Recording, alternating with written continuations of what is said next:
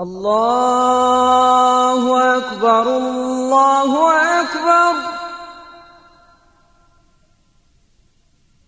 الله أكبر الله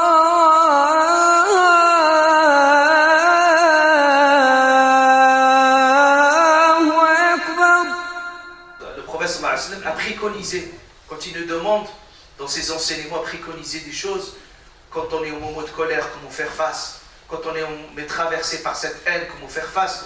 D'ailleurs, le prophète sallallahu alayhi wa sallam, quand il est arrivé à la Mecque, c'est-à-dire ces gens-là qui ont fait beaucoup de mal et qui ont fait le pire. Et pourtant, quand il est arrivé dans une position de force. Et l'un des compagnons qui était là, il a dit à Rasulullah, ce jour-là, c'est un jour de malha, c'est un jour de vengeance. C'est-à-dire ce jour-là, on va leur faire payer le prix de tout ce qu'ils nous ont fait.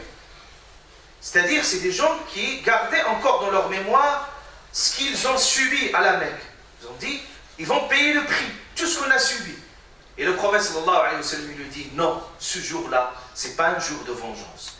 Le jour, c'est le jour de la clémence, de rahma, de marhama. Et il dit à tout le monde, idhabu, idhabu fa'antum at-talaqa, il dit, vous êtes libres. C'est-à-dire, il dit au prophète sallallahu alayhi wa sallam, il leur dit, vous êtes libres, oublions le passé, et à ce moment-là, il faut repenser l'avenir, et le prophète sallallahu alayhi wa sallam, il a vite oublié.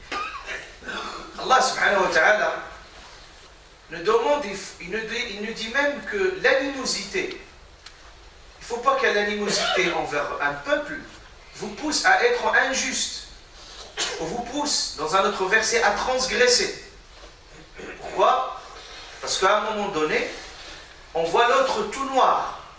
À un moment donné, quand on a un conflit avec quelqu'un, ou avec une personne, etc., donc on ne voit plus, on voit que les défauts. Et puis, on a tendance parfois, quand on voit que les défauts, soit être injuste envers lui, soit même aller dans la transgression. Et Allah Ta'ala, dans ce verset coranique, il nous montre il nous dit qu'il ne faut pas que l'animosité, c'est-à-dire le conflit ou la haine envers un peuple, vous pousse à être injuste. Soyez juste, car la justice est plus proche de la piété. Allah Ta'ala, il nous dit très, très clairement, il nous enseigne dans des situations. Parfois dans des conflits au sein de la famille, parfois des conflits entre peuples, des conflits entre personnes. Même Allah Ta'ala, même dans la situation de divorce, ou parfois un conflit qui a dégénéré et puis qui est arrivé à la rupture. Allah Ta'ala, au moment du divorce, il dit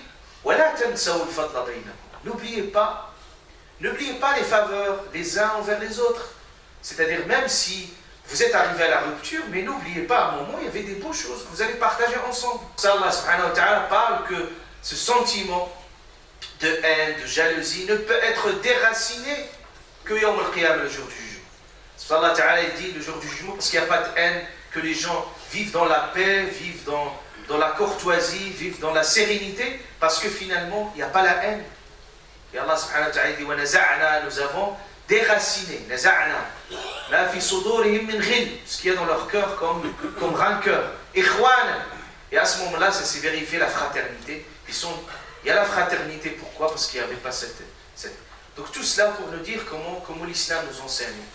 Aussi dans ces moments, dans des moments difficiles, dans des moments conflictuels, qui soient à tout niveau, au niveau individuel, au niveau collectif, qu'il faut toujours avoir ces attitudes qui nous permettent de prendre de la distance par rapport à ces choses-là, de la distance émotionnelle et spirituelle qui nous permet de prendre de la hauteur spirituelle à ce niveau-là.